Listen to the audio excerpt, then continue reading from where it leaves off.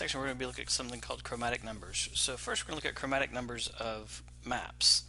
And so in this example right here, I want to try to color in the map with using only two colors such that the two colors don't ever touch. So for example, I could color in this region right here with blue, and then the next region can't be blue because it would be touching that one. So we'll skip a section, maybe make this next one blue right here.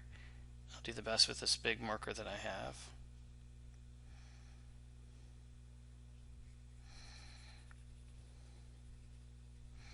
Then maybe I'll make the other ones red.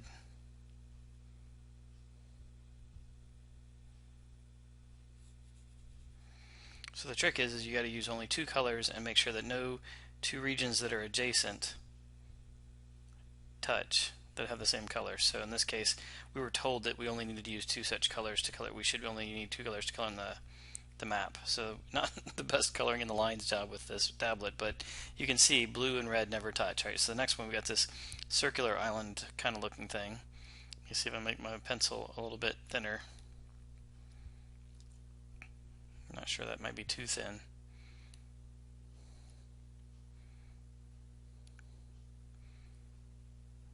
Alright, we'll just do the same. Alright, let's just do two colors for this one. Again, you want to start with basically that first region, and then maybe skip one because you can't have them touch. And then again, skip one. You want to make this one maybe green. Might have to go back in and try to color this in a little nicer with a different program. And then same thing with this one. You got to be careful. You want to go ahead and try to color each one right away because you can back yourself in a corner and two colors have to touch. So if that's white, then maybe this would be green.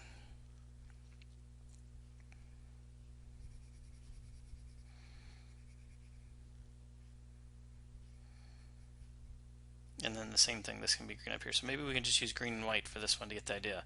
So I was able to use a green color and a white color and no two regions of the same color touch. Let's see if that would be, yeah, maybe we'll use that one on the next one, a little easier to color in with. Alright, the next one we have this fish island looking thing, so maybe I'll make this region orange. Now it's going to take too long with the extra thin. I think I need one where it's kind of nice in between.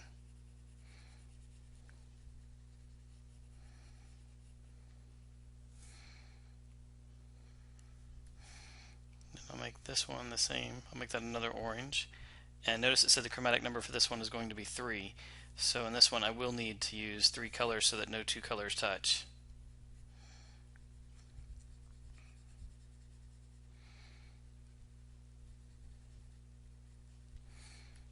Alright, maybe I use red for the next one here.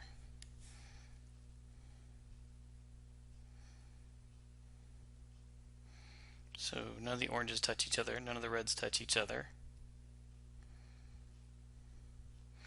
But now I can't really make the face red or orange because they both touch red and orange. So I'll need to use a different color. Maybe I'll use yellow for this one. So now for the whole face.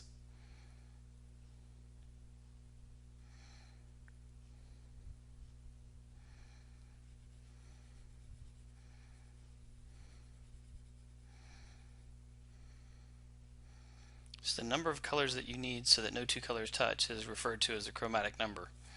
So now honestly I can make the eye red, and I can make the mouth red because the red doesn't touch any of the previous reds.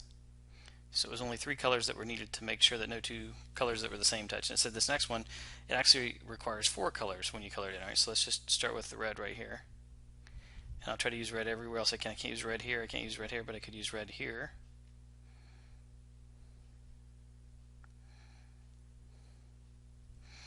Can't use, okay, now across from here that can be red. If they meet at a vertex, it's okay, they just can't meet at an edge.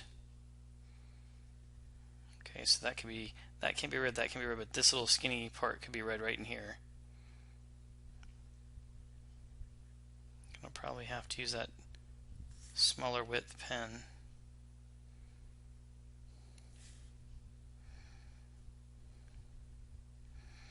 Alright, I think that might be all the reds I can use because now every region in this map is touching red somewhere on sharing a side, so we'll have to switch colors now. So maybe I'll use blue now, and I'll have this right in here become blue. can't make that blue because it touches that. I could make this blue because it just shares at a vertex. And it's hard to say whether or not that's just a vertex, so I will maybe make that another color, but if this shares at an edge, then I can't make that blue, so let's go ahead and switch maybe to green. So I can make this green here. And then I could maybe make this green here. And I'll make this in here green.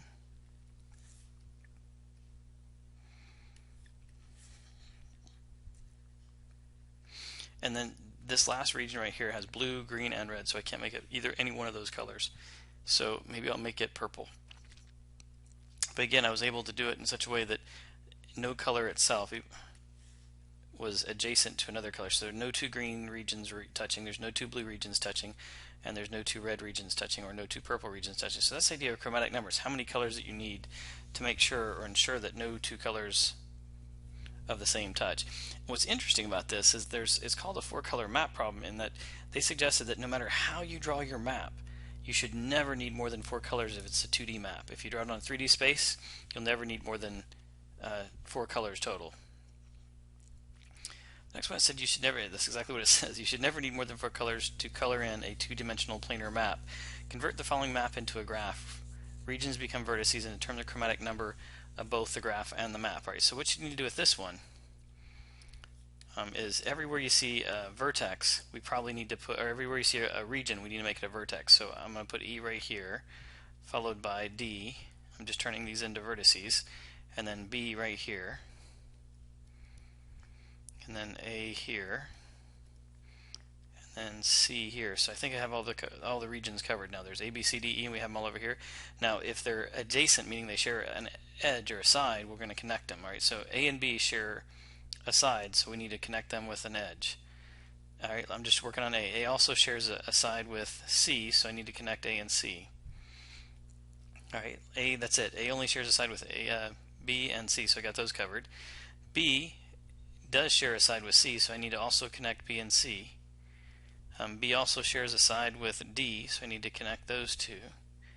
And then C shares a side. We got B already covered. We got A. It also shares a side with D.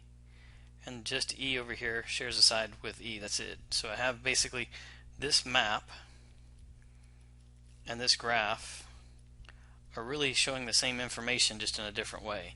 If they shared a side, I connected them with an edge over here. And then a nice way to learn how the chromatic numbers are, this isn't perfect, but it works most of the time. If you'll start just alphabetically and make the first point a color, let's make A red. Well, I can't make B red because they touch each other, they're adjacent. I can't make C red because they're adjacent, but D is not adjacent with A, so I can make it red. Alright, so I can't make E red now, so I've gone through the entire set of vertices and I was able to make A and D red.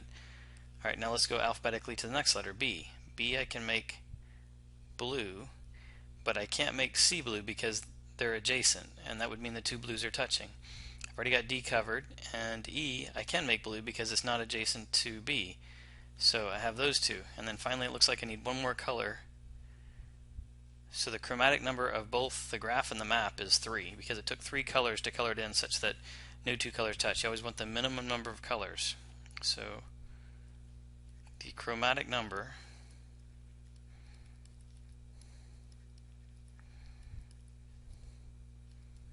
is 3. And we could also color in, of course, that map meeting those criteria. I could make the A region red. I could make the D region red, just like I did on the graph.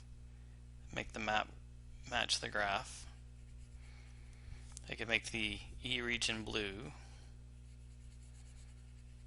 I could make the B region blue.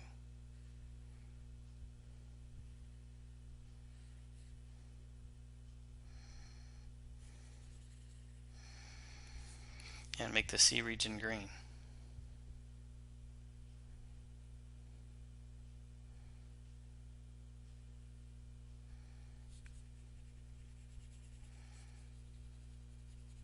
Alright, let me pause here and I'll start the next page of the video in just a moment.